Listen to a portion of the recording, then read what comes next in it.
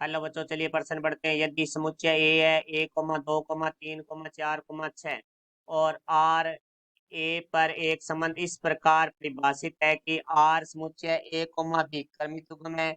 A B belongs to है हमारा ए संख्या बी को पूर्णतः विभाजित करती है, तो आर का प्रांत ज्ञात कीजिए। तो देखो भाई, मुख्य अवधारणा तो हमारा जो प्रश्न है वो संबंध से संबंधित है, तो इसके अंदर हमें प्रांत की बात करनी है। तो देखो, जैसे हमारे पास एक्स कोमा वाई एक क्रमिक युग्म है जो कि संबंध है आर है, तो यहाँ से जो हमारा जो प्रथम अवयव एक्स होता है वो हमारा प्रांत होता है, और दूसरा अवयव जो वाई है वो हमारा परिसर होता है। तो देखो, अब हम प्रश्न के बारे में बात करते हैं। तो प्रश्न में हमें एक समुच्चय दिया गया है ए, जिसके अवयव है 1,2,3,4,6, और एक संबंध दिया गया है हमें आर। तो आर संबंध है, उसके अंदर क्रमिक युग्म बी है, और बी है वो हमारे ए से हैं, अर्थात ए से बिलोंग करते हैं।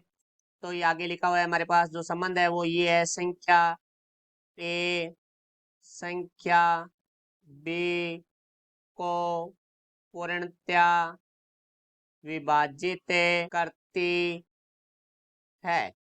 तो देखो भाई, संख्या ए संख्या बी को पूर्णतः विभाजित करती है, इसका अर्थ है कि हम बी में ए का भाग देंगे तो तुम्हारा भाग है वो पूरा पूरा जाएगा, शेष फल है शून्य आएगा। तो देखो भाई, इस तरह से हमें आर बनाना है। तो आर में ए और बी के मान है वो हमें ए से लेने हैं। तो ए में हमारे पास पहला अवयव है एक, तो देखो भाई एक लेते हैं, एक का मान, और बी का मान भी एक लेते हैं, तो क्योंकि एक में एक का भाग जाता है। इसी तरह हम एक कोमा दो लेंगे तो भी दो में एक का पूरा पूरा भाग जाता है, शेषफल शून्य आता है। एक कोमा तीन लेंगे तो तीन में एक का भाग है वो पूरा पूरा जाता है, शेषफल शून्य आता है।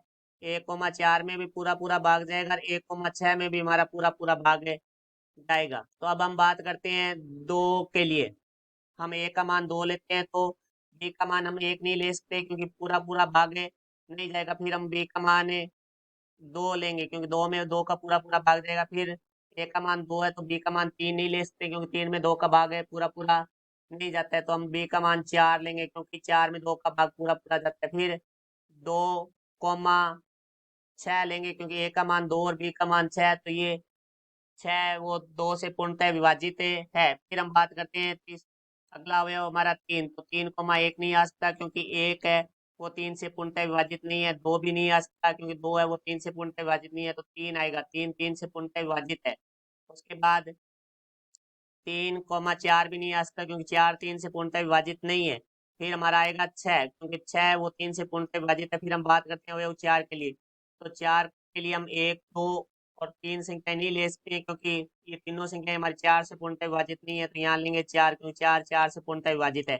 फिर चार कोमा छह भी नहीं ले सकते क्योंकि छह वो चार से पूर्णतः विभाजित है नहीं है। फिर हम बात करते हैं छह के लिए। तो छह से हमारी एक दो तीन और चार है, ये चारों संख्याएं छह से पूर्णतः विभाजित नहीं है, तो यहाँ लेंगे छह कोमा छह। तो छह छह से पूर्णतः विभाजित है, तो ये हो गया हमारा संबंध आर। अब हम बात करते हैं आर का प्रांत। हमारे प्रश्न में प्रांत पूछा गया, तो प्रांत है वो हमारा क्रमिक युग्म का प्रथम अवयव होता है। तो देखो, प्रथम अवयव यहाँ हमारे पास है एक है, दो है, तीन है, चार है और छह, क्योंकि कोई भी अवयव समुच्चय में एक से अधिक बार नहीं लिखा जाता है। तो ये हमारा आर का प्रांत हुआ, ये हमारा उत्तर हुआ प्रश्न का।